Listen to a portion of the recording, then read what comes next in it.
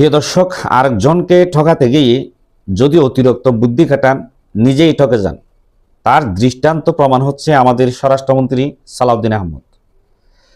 আরে ভাই, কে না জানে শহীদ প্রেসিডেন্ট জিয়াউর রহমান স্বাধীনতার ঘোষক? অবশ্যই শহীদ প্রেসিডেন্ট জিয়াউর রহমান স্বাধীনতার ঘোষক, এটা ইতিহাস স্বীকৃত।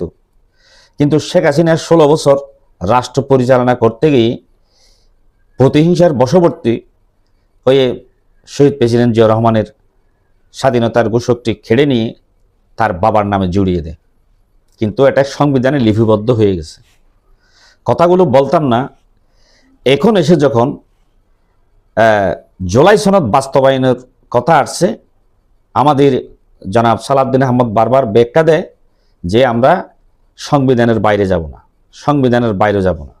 ঠিক সাবেক আইনমন্ত্রী আনিসুর রহমান, হাসান মোহাম্মদ, সুরঞ্জন সেনগুপ্ত, ওবায়দুল কাদেরের ব্যাখ্যার মতো এরা সকাল সন্ধ্যা সংবিধান সংবিধান, কনস্টিটিউশন কনস্টিটিউশন, এছাড়া কিছু বুঝতো না।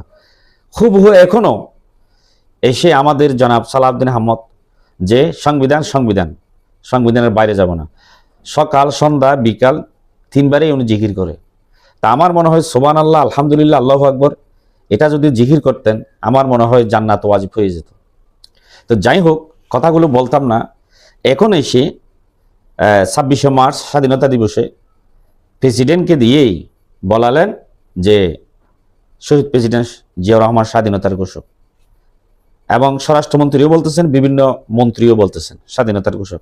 তা আপনার কি শহীদ প্রেসিডেন্ট জিয়াউর রহমান স্বাধীনতার ঘোষক বলার কি অধিকার আছে? এটা কোন সংবিধানের আলোকে বলছেন বলেন? এটা তো সংবিধান শেখ হাসিনা কেড়ে নিয়েছে। আর শেখ হাসিনার সংবিধানকে আপনার মহব্বত লাগে। বেগম খালেদা জিয়া বলছিলেন, জনগণের সরকার যদি প্রতিষ্ঠিত হয় এই শেখ হাসিনার অবৈধ সংবিধান ছুঁড়ে ফেলে দেব। আর আপনাদের খুব মজা মজা লাগে সংবিধান, তাই না? এখন যে আসেন, এই যে শেখ হাসিনা পতন হওয়ার এখন প্রায় 2 বছরের কাছাকাছি, যদি লুৎফুজ্জামান বাবরের মামলাটা যদি ফিনিশ করতে পেরেছেন, এরপরে আপনার আব্দুল সালাম পিন্টু ফাঁসির দণ্ডপ্রাপ্ত আসামি, ওনার মামলা যদি ফিনিশ হয়ে যায়, এরপরে জনাব তারেক রহমানের 84টি মামলা যদি উনি ডিসমিস করে খালাস পেয়ে যায়, তো এতদিন খুঁজছিলেন কি? অ্যাটর্নি জেনারেল তো বর্তমান আইনমন্ত্রী, তো তখন অ্যাটর্নি জেনারেল ছিলেন, তখন স্বাধীনতার ঘোষকের বিষয়ে অ্যাপিলেট ডিভিশনে আপিল করেন নাই কেন? এটা স্বাধীনতার ঘোষক শহীদ প্রেসিডেন্ট জিয়াউর রহমান, এটা যে বাস্তব, শেখ মুজিব নয়, এটা ফিরিয়ে আনার জন্য আপনারা অ্যাপিলেট ডিভিশনে আপিল করেন নাই কেন? কিন্তু এটা ভুলে গেছেন। সবকিছু আদালত আইন দিয়ে করে নিয়েছেন কনস্টিটিউশনের মাধ্যমে। তো এটা কনস্টিটিউশনের মাধ্যমে এটা করে নিলেন না কেন? তো যখন করে নেন নাই, ওই যে আল্লামা সাইদি একটা কথা বলতো, মনের ভুলে মানে ক্ষমতা হারা হয়ে যায়। ঠিক তদ্রূপ আপনারাও সব কিছু করে নিয়েছেন, কিন্তু এই আইনটা অ্যাপিলেট ডিভিশনে আপিল করে এই আইনটা করে নেন নাই। শহীদ প্রেসিডেন্ট জিয়াউর রহমান স্বাধীনতার ঘোষক। এখন কোন লজ্জায় বলবেন, কোন আইনে বলবেন, কোন যুক্তিতে বলবেন শহীদ প্রেসিডেন্ট জিয়াউর রহমান স্বাধীনতার ঘোষক? আপনার বলার কি অধিকার আছে? যতক্ষণ পর্যন্ত অ্যাপিলেট ডিভিশনে আপিল না করে ফিরে না পাওয়া পর্যন্ত।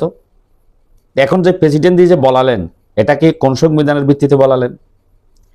এই জন্য বলি, আপনারা হেরে গেছেন, সামনেও আরো হেরে যাবেন। এই যে আজকে যে জুলাই যোদ্ধা হান্নান মাসুদ, উনি বললেন যে ওনার নির্বাচনী এলাকায় শাপলাখুলিতে ভোট দেওয়ার কারণে একজন মেয়েকে, আমি নাম উল্লেখ করলাম না, এখনো পর্যন্ত ডিএনএ টেস্ট আসে নাই। 46 দিন হয়ে গেল। এই সংবিধানকে আমরা চেয়েছিলাম? এখন আসেন, অতিরিক্ত বুদ্ধি জুড়লে শেখ হাসিনার মতো পরিণত হবে। আসসালামু আলাইকুম।